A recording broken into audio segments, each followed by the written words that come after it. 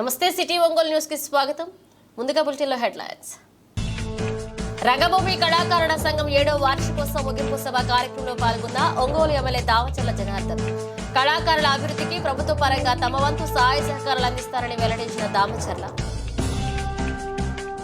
శివం నిత్య అన్నదాన క్షేత్రం 2 సంవత్సరాలు పూర్తి చేసుకున్న సందర్భంగా అనాథకులకు యాచకులకు అన్నదాన కార్యక్రమాన్ని చేపట్టిన నిర్వాహకులు గొల్లపూడి శ్రీహరి ప్రతిరోజు 300 మందికి అన్నం పెట్టి కడుపు నింపుతున్న శివం నిత్య అన్నదాన క్షేత్ర నిర్వాహకులు గొల్లపూడి శ్రీహరిని అభినందించిన దామచర్ల.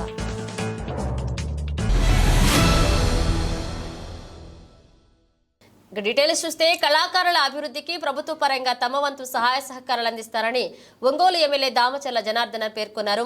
స్థానిక సివిఎన్ రీడింగ్ రూమ్ నందు జిల్లా రంగభూమి కళాకారుల సంఘం 7వ వార్షికోత్సవ ముగింపు సభ కార్యక్రమంలో ఎమ్మెల్యే దామచర్ల జనార్దన్ రావు పాల్గొన్నారు.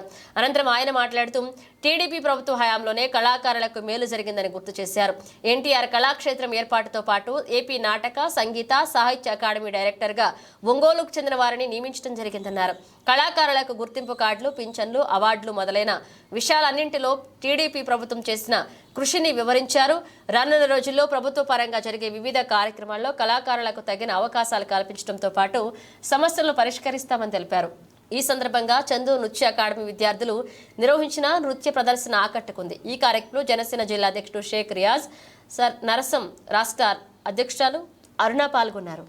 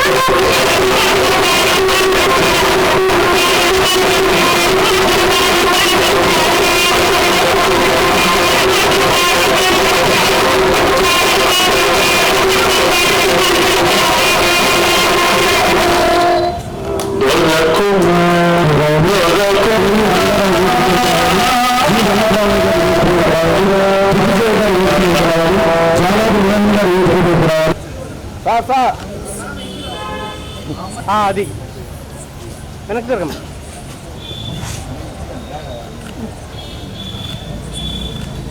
సాంస్కృతిక కార్యక్రమాన్ని నిర్వహించింది. 85 నుండి 2 సంవత్సరాలు కరోనా టైంలో ఎవరు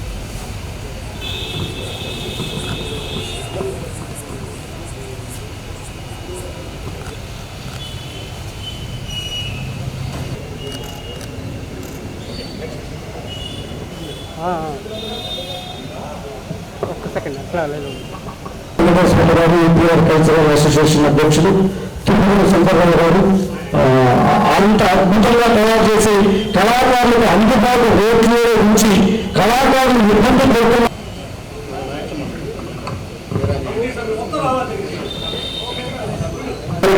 మధ్య అరుణక్క గారికి, బెదలూరు ఆంజనేయ గారికి, అన్న మండల మురళీకృష్ణ గారికి, అలాగే మండల రమేష్ గారికి, అశోక్ గారికి అందరికీ 2,000 కోట్ల రూపాయల ఒంగోలులో భూకుంభకోణం జరిగింది. పాపం ఆయన ఇసుక దోపిడీకి ఒప్పుకోవాలా, చెప్పకుండా ఆయన బిల్డింగ్ మండలి ఒప్పుకోవాలా, జనాన్ని కొట్టమని చెప్పి ఎక్కడ చెప్పాల, ఎమ్మెల్సీ ఎలక్షన్కి ఆడా లేదు మొగ లేదు అందరినీ బాధపడేయండి అని చెప్పి ఎక్కడ చెప్పాల.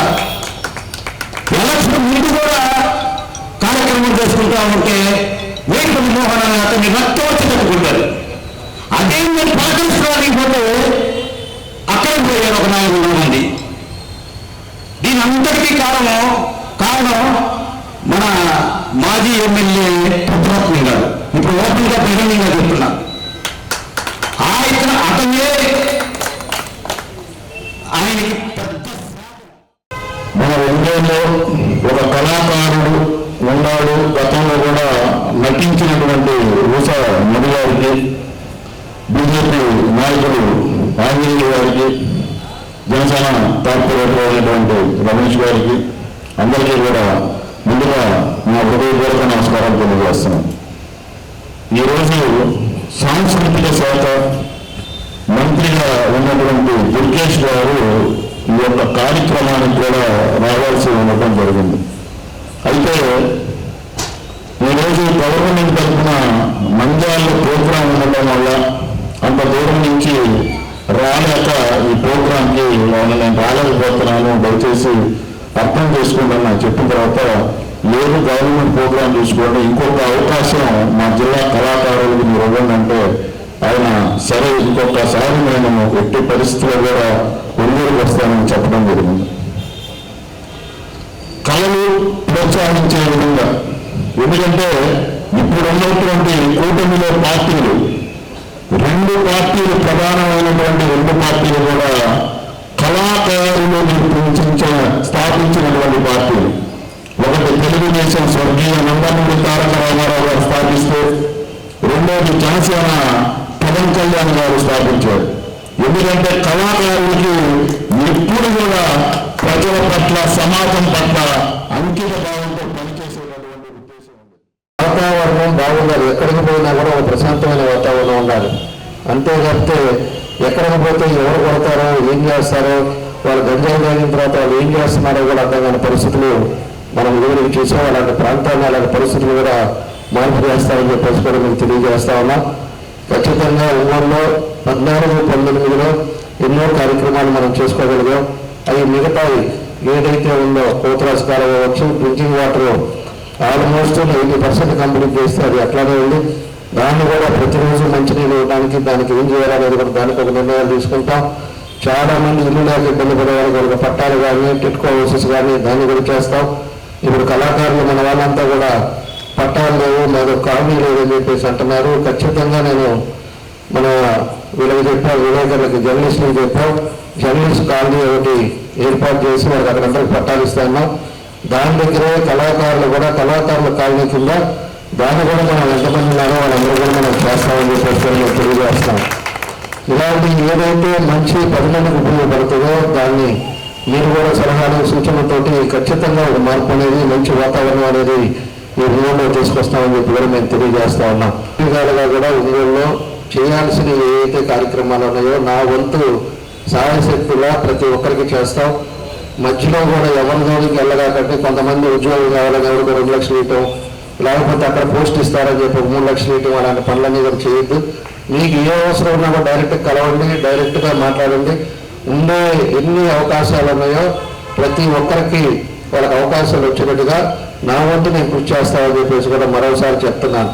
ఎందుకంటే రోజులకు వెళ్ళగాకండి. రోజులకు వెళ్ళి మీరు మోసపోయి కొంతమంది మీ దగ్గర అంత ఎవరికో ఇచ్చానండి, ఒక 5 లక్షలు ఇచ్చాను నాకు రాలేదని చెప్పి 2 సంవత్సరాల తర్వాత ఉద్యోగం కోసం ఇచ్చానని చెప్పే పరిస్థితులు వద్దు. డబ్బులు ఇచ్చే పరిస్థితులు అసలు అవసరం లేదు, డబ్బులు ఇచ్చే ఉద్యోగాలు అవసరం లేదు. ఏదైనా కూడా అక్కడ అకామిడేషన్ ఒక ఫ్రీగా ఉద్యోగాలు కానీ వేకెన్సీ ఉంటే ఖచ్చితంగా దాని ఎలిజిబిలిటీస్ ఉంటే మన వాళ్ళందరూ కూడా ఉద్యోగాలు ఏదైనా చేయాల్సి వస్తే ఇవన్నీ కూడా చేస్తాం. దాన్ని కూడా కారణాల మీద కట్టి ఇష్టారాజ్యంగా చేసినవన్నీ కూడా ఒక్కోటి స్టెప్ బై స్టెప్గా దాన్ని కూడా చేసి మళ్ళా ఒంగోలులో పోయినసారి 72 ర్యాంక్ వచ్చింది. ఇండియాలో స్వచ్ఛ భారత్లో మన ఒంగోలు స్వచ్ఛ భారత్లోనే అవార్డు తెచ్చుకోగలిగాం. అదే అవార్డు పద్ధతిలో చేసే పద్ధతిలో నా వంతు నేను కృషి చేస్తానని చెప్పి మరోసారి మీ అందరూ కూడా తెలియజేస్తాను. అనాథలకు, యాచకులకు గత 2 సంవత్సరాల నుండి ప్రతిరోజు 300 మందికి అన్నం పెట్టి కడుపు నింపుతున్న శివం నిత్య అన్నదాన క్షేత్రం నిర్వాహకులు గొల్లపూడి శ్రీహరి అభినందనీయుడని ఒంగోలు శాసనసభ్యులు దామచర్ల జనార్దన్ అన్నారు. ఒంగోలు సంతపేటలోని శివం నిత్యాన్నదాన క్షేత్రం 2 సంవత్సరాలు పూర్తి చేసుకుని నేడు 3వ సంవత్సరంలో అడుగు పెడుతున్న శుభ సందర్భంగా ఒంగోలు శాసనసభ్యులు దామచర్ల జనార్దన్ ముఖ్య అతిథిగా హాజరై కేక్ కట్ చేసి అన్నదానం ప్రారంభించారు.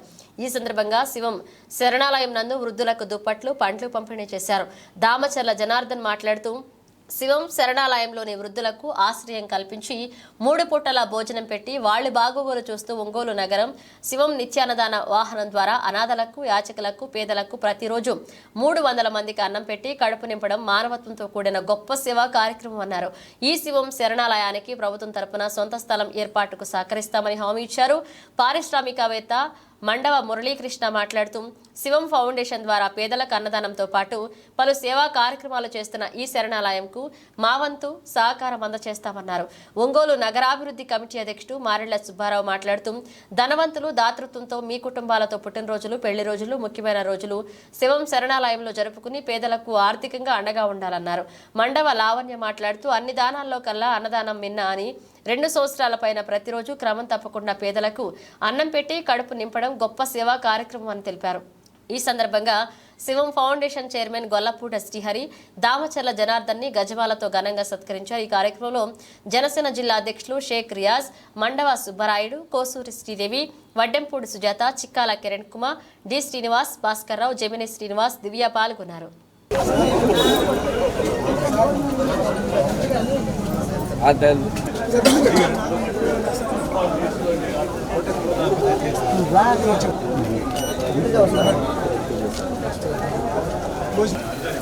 ప్రతిరోజు అంటే తిరిగి పెడతామన్నా.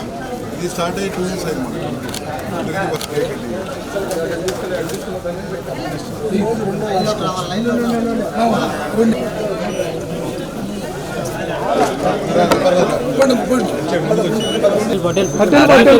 సుబ్బారావు కొంచెం మీరు వెనక్కుండండి.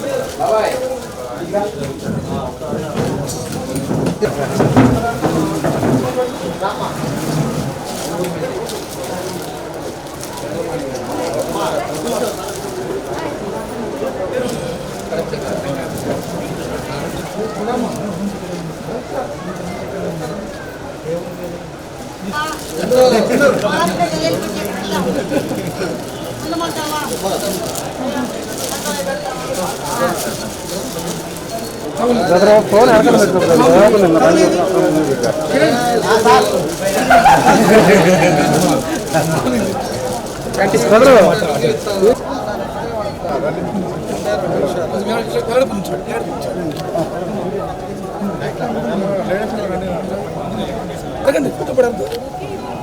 సుబ్బారావు దగ్గరికి రాకుండా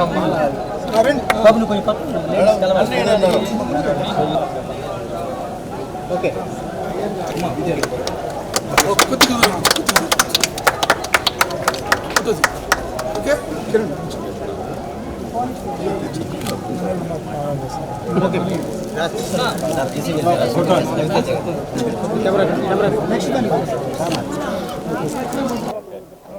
ఏదైతే ఇక్కడ రామ్నగర్ శివం ఫౌండేషన్లో 2 years కంప్లీట్ సెలబ్రేషన్ చేసుకుంటా ఉన్నారు. 2 years నుంచి ఇక్కడ ఆల్రెడీ ఒక 15 మంది ముసలి వాళ్ళు, ఎవరైతే పిల్లలు కానీ లేని వాళ్ళు, వాళ్ళు చూడని వాళ్ళు, వాళ్ళంతా కూడా ఇక్కడే ఉంటాం.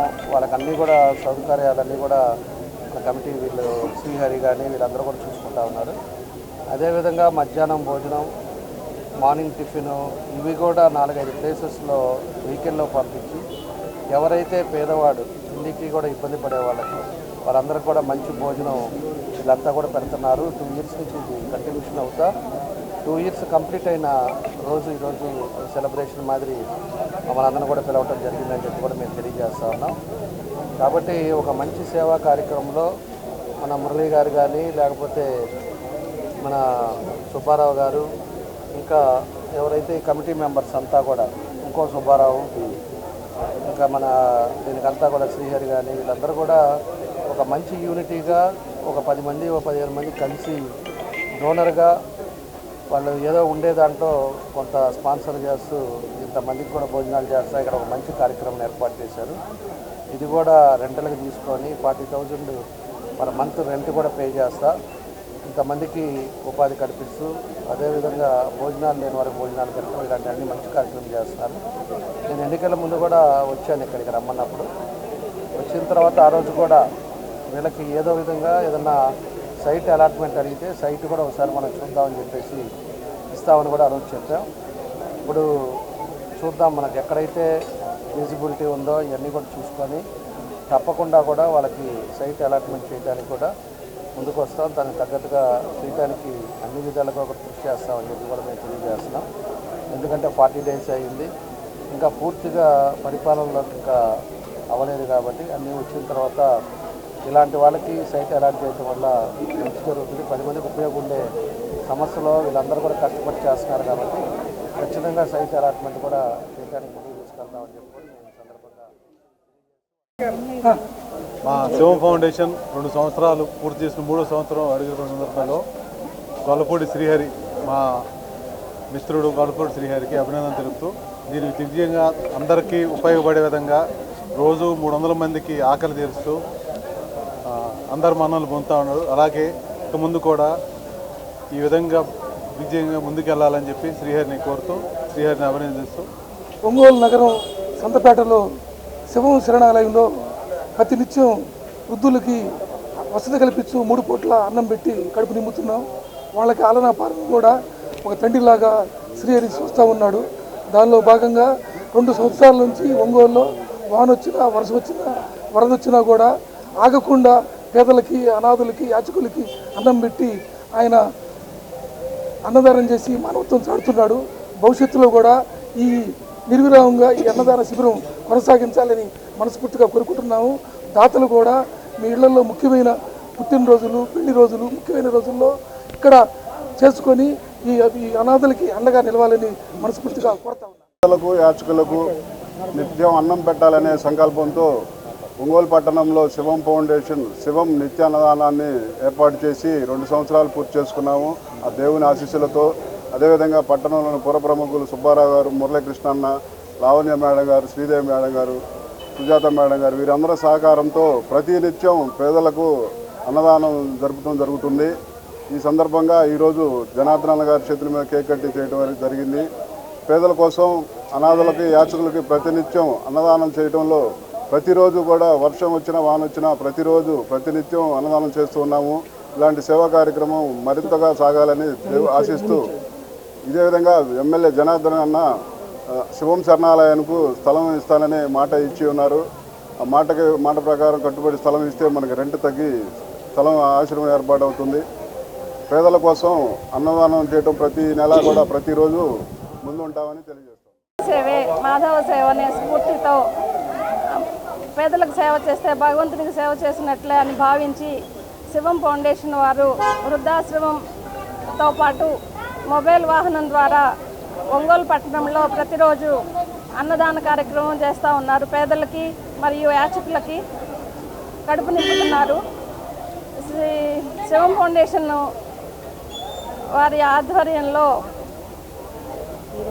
సహకరించిన వారి ఆశ్రమ నిర్వహణకు సహకరించిన ప్రతి దాతకు మనస్ఫూర్తిగా నమస్కారం తెలియజేస్తూ ఇంకా అభివృద్ధి చెంది శివం శరణాలయం పేదలకి ఇంకా అండదండగా ఉండాలని మా వంతు సహాయం చేస్తామని తెలియజేస్తాం. మార్కాపురం ఎమ్మెల్యే కందుల నారాయణరెడ్డిని రాష్ట్ర సాంఘిక సంక్షేమ శాఖ మంత్రివర్యులు డోలా శ్రీ బాలవీరాంజనేయ స్వామి పరామర్శించారు. ఇటీవల రోడ్డు ప్రమాదంలో గాయపడిన ఆయనను శస్త్రచికిత్స అనంతరం నారాయణరెడ్డిని మార్కాపురంలోని ఆయన నివాసంలో మంత్రితో పాటు పలువురు ఎమ్మెల్యేలు పరామర్శించారు. ఆయన ఆరోగ్య పరిస్థితి అడిగి తెలుసుకున్నారు. తర్వాత కోలుకుని అసెంబ్లీకి రావాలని ఆకాంక్షించారు.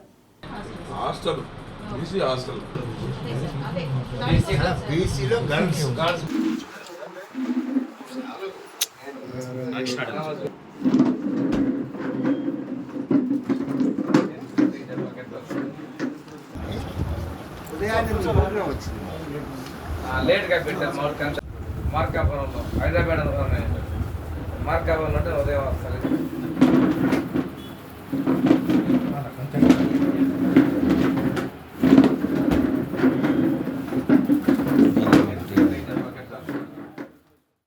ఒంగోలులో వీనస్ ఎన్ఎస్ఎస్ జూనియర్ కళాశాలలో ఒక విద్యార్థిని ముగ్గురు విద్యార్థులు కలిసి చితకబాదారు. హర్షవర్ధన్ అనే ఇంటర్ విద్యార్థి సర్టిఫికెట్స్ కోసం కళాశాలకు వెళ్లగా చరణ్, రాకేష్, నరేంద్ర అనే ముగ్గురు విద్యార్థులు హర్షవర్ధన్ బయటకు తీసుకువెళ్లి కూల్ డ్రింక్ లో మత్తు కలిపి తాపించారు. ఇక మత్తులో ఉన్న హర్షవర్ధన్ క్లాస్ రూమ్ లోకి తీసుకువెళ్లి చితకబాదారు. దాడి దృశ్యాలు సీసీ కెమెరాలో రికార్డ్ అయ్యాయి. హర్షవర్ధన్ తల్లిదండ్రులు ఒంగోలు 1 టౌన్ పోలీస్ స్టేషన్లో ఫిర్యాదు చేశారు. పోలీసులు కేసు నమోదు చేసుకుని దర్యాప్తు చేస్తున్నారు.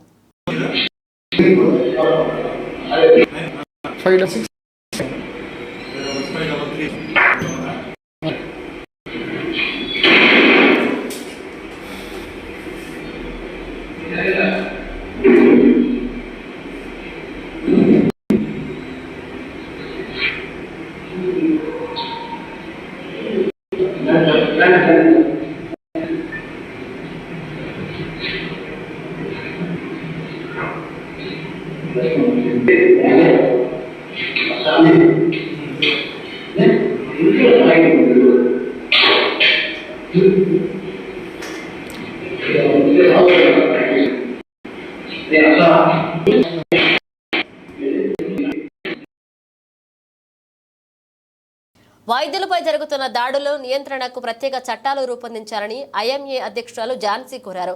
స్థానిక పాత బైపాస్లోని సాయి ఐటీఏ కన్వెన్షన్ హాల్లో నిర్వహించిన విలేకరుల సమావేశంలో ఆమె మాట్లాడారు. చట్టాలు తయారు చేయకుంటే వైద్య వృత్తికి ప్రమాదకరమన్నారు. ఐఎంఏ మాజీ అధ్యక్షుడు జి సమరం మాట్లాడుతూ రాష్ట్ర ప్రభుత్వ సలహాదారులో ఐఎంఏకు సంబంధించిన వైద్యులను నియమించాలన్నారు. ఆరోగ్యశ్రీని కేవలం పేదలకే కాకుండా మధ్యతరగతి వారికి కూడా అందించాలన్నారు. ప్రాథమిక ఆరోగ్య కేంద్రంలో మరిన్ని సౌకర్యాలు కల్పించి అన్ని మందులు అందుబాటులో ఉండేటట్లుగా చేయాలని డిమాండ్ చేశారు. ఈ సమావేశంలో ఐఎంఏ రాష్ట్ర అధ్యక్షుడు జేసీ నాయుడు, సమన్వయకర్త జాలాది మణిబాబు, మాజీ అధ్యక్షుడు జయశేఖర్, నాయకులు రాఘవారావు, శ్రావణి, వీరయ్య చౌదరి పాల్గొన్నారు.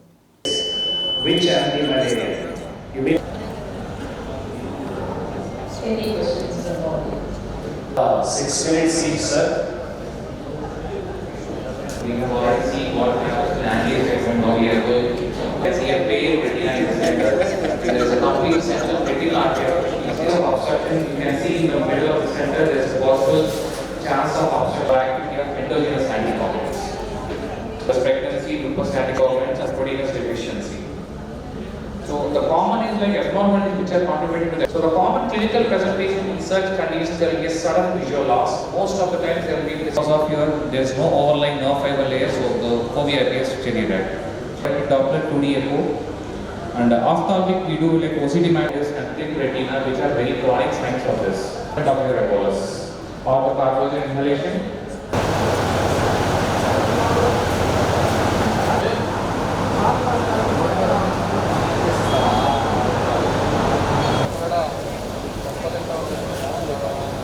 పడలేదని అది కాకుండా వేసి పలాని రాజశేఖర రెడ్డి గారు వచ్చిన సమావేశానికి హాజరైన సవరం గారు ఇండియన్ మెడికల్ అసోసియేషన్ అనేది వైద్యులందరికీ సమాయత్తం చేస్తూ వైద్యుల హక్కుల కోసం పోరాడుతూ వైద్యులను ప్రొటెక్ట్ చేసే ఒక ప్రపంచంలోనే ఒక పెద్ద ఎన్జిఓ సంస్థ. రాష్ట్రంలో అనేక విపత్కర పరిస్థితుల్లో వైద్యులు ఉన్నప్పుడు రాష్ట్ర ఐఎంఏ పోరాడుచు మా సమస్యలను ఎప్పటికప్పుడు ప్రభుత్వానికి విన్నవిస్తూ ప్రజలకు విన్నవిస్తూ ముందుకు సాగుతూ ఉన్నాం. అంత మాత్రమే కాకుండా ప్రతి వైద్యుడు తాను చేస్తున్న ప్రాక్టీస్లో కానీ తాను చదువుకున్న చదువులో ఎప్పటికప్పుడు రిఫ్రెష్ అవటానికి రీజనల్ అకాడమిక్ కాన్ఫరెన్సులు, సైంటిఫిక్ కాన్ఫరెన్సులు జరిపిస్తూ ఉంటారు. ఆ విధంగా మన జోన్కి సంబంధించి ప్రకాశం, గుంటూరు, కృష్ణా, వెస్ట్ గోదావరి జోన్ 2 అంటారు. ఈ జోన్కు సంబంధించి ఈ కార్యక్రమం నిర్వర్తించడానికి ఒంగోలు ఐఎంఏకి బాధ్యతను అప్పగించారు. 2024 అకాడమిక్ ఇయర్కి ఒంగోలు ఐఎంఏ అంటే ఇండియన్ మెడికల్ అసోసియేషన్ ప్రెసిడెంట్గా ఎలక్ట్ అయ్యి ఈ సంవత్సరం నేను ప్రెసిడెంట్గా ఉన్నాను. అలాగే యాక్చువల్గా ఏంటంటే ఐఎంఏ ఎస్టాబ్లిష్ అయినప్పుడు ఫస్ట్ ఒక లేడీ డాక్టర్ ఈ ఐఎంఏని స్టార్ట్ చేశారు, రాజమ్మ గారు, మీ అందరికీ తెలిసే ఉంటుంది. తర్వాత ఇన్ని సంవత్సరాల తర్వాత మళ్ళీ లేడీ ప్రెసిడెంట్ ఉండాలి అని చెప్పి నన్ను ప్రోత్సహించి మా డాక్టర్ గారు నల్లూరి రాఘవరావు గారు మెయిన్, జయశేఖర్ గారు, వీరయ్య చౌదరి గారు, మణిబాబు గారు ఇలా మమ్మల్ని ప్రోత్సహించి మీరు చెయ్యాలి, మీరు చేయగలరు అని చెప్పి మాకు ఈ అవకాశం ఇచ్చినందుకు నేను వారికి ఎప్పుడు కూడా రుణపడి ఉంటాను. ఐఎంఏ అంటే మేమెటు పేషెంట్కి సర్వ్ చేస్తూనే ఉంటాం, మా లైఫే అది. కానీ ఒక డాక్టర్గా నేను ఆలోచించింది ఏంటంటే ఐఎంఏ అనగానే ఒక డాక్టర్స్కి సర్వ్ చేసే ఒక ఆర్గనైజేషన్లో నాకు ఇంత పదవి ఇచ్చారు, నేను దాన్ని నిరూపించుకోవాలి అని నేను ఆ రోజే గట్టిగా నిర్ణయించుకున్నాను. ఆ నిర్ణయంతోనే ఇట్లా కోవిడ్కి ముందు మనం ఐఎంఏ తరపున ఒక ఆర్గనైజేషన్ చేశాము. మధ్యలో చాలా గ్యాప్ వచ్చేసింది కోవిడ్ వల్ల. సో ఆర్ఏసీ అనేది ఒకటి మనం కండక్ట్ చేయాలని జయశేఖర్ గారు అది నా డ్రీమ్ అన్నారు. సార్ చేద్దాం సార్, ఖచ్చితంగా చేద్దామని అనుకున్నదే తడువు స్టేట్ లీడర్స్ కాన్ఫరెన్స్ వాళ్ళది జరిగినప్పుడు మీటింగ్లో మాకు ఇవ్వాలి ఈసారి ఆర్ఏసీ అవకాశం మా ఒంగోలు బ్రాంచ్కి ఇవ్వాలి అని పర్మిషన్ తీసుకుని ఎస్ అనిపించుకుని వచ్చి జయశేఖర్ గారు మాకు చెప్పారు, మనం చేస్తున్నాం ఈ సంవత్సరం అని. వైద్యుడంటే ఒక భగవంతుడిలాగా వైద్యో నారాయణ హరి ఒక లివింగ్ గాడ్లా చూసేవారు. కానీ కాలక్రమేణా ఈ 4-5 దశాబ్దాలతో పోల్చుకుంటే చాలా అప్పుడు అసలు వైద్య వృత్తిలోకి వెళ్ళాలంటే భయం కలిగించేలా పరిస్థితులు క్రియేట్ అవుతున్నాయి. కాబట్టి ఇది నిజంగా ఇది సమాజానికి చాలా దీని మీద ఈ దుష్ప్రభావాలు చాలా ఎక్కువ ఉంటాయి.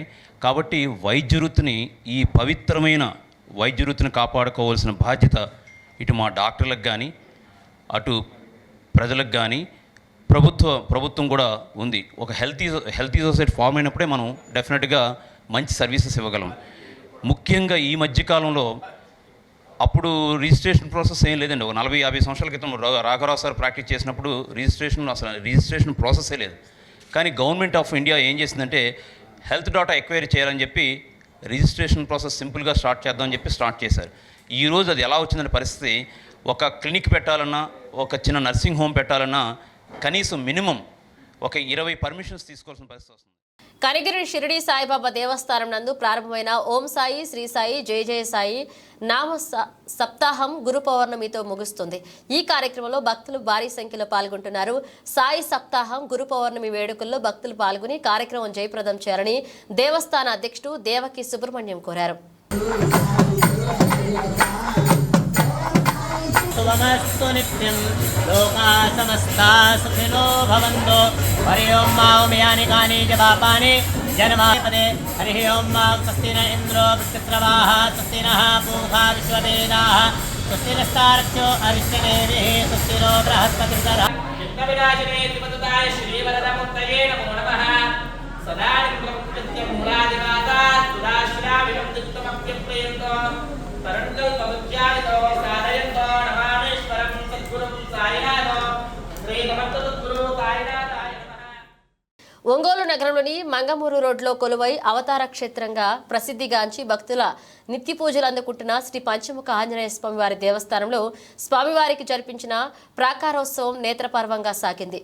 స్వామివారి జన్మ నక్షత్రమైన పూర్వభాద్రాన్ని పురస్కరించుకుని జరిపించిన ఈ కార్యక్రమంలో భాగంగా నిర్వాహకులు ముందుగా సువర్చుల సమేత ఆంజనేయుని విగ్రహాన్ని వాహనంపై కొలువు తీర్చారు.